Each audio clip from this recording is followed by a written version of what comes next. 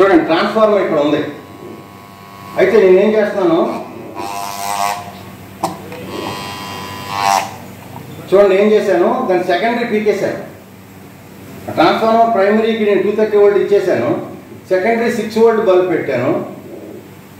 So secondary ఎప్పుడైతే ప్రైమరీకి magnetic path connect అయిందో, అంతే కదా మరి మనకి ఎలా ఇండ్యూస్ అవుతుంది, ఇక్కడ ప్రైమరీ కాయిల్ ఇది ఎలక్ట్రోమాగ్నెట్ అయింది, ఆ మ్యాగ్నెటిక్ ఫ్లక్స్ లింకేజ్ సెకండరీ కాయిల్లో ఉన్న మ్యాగ్నెటిక్ పాత్లో రావాలి కదా.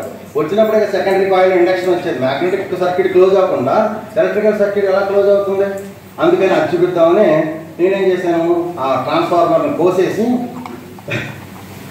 సెకండరీ ప్రైమరీ ఇది కూడా గాడ్ ఫాదర్ చేసింది అప్పుడు. సో మీకు ఈజీగా అర్థం కావడం కోసం ఇలా చేసాం అనమాట. Now you're getting secondary induction, but anyway we can take out. అది కొంచెం దగ్గరికి తీసుకెళ్ళామనుకో, కొంచెం దూరం ఎయిర్ గ్యాప్ మధ్యలో కొంచెం ఎయిర్ గ్యాప్ పెట్టామనుకో, అది చూడు సరిగ్గా నేను కంట్రోల్ చేయలేకపోతున్నాను దాన్ని. మీకు అర్థం లేదు పాయింట్.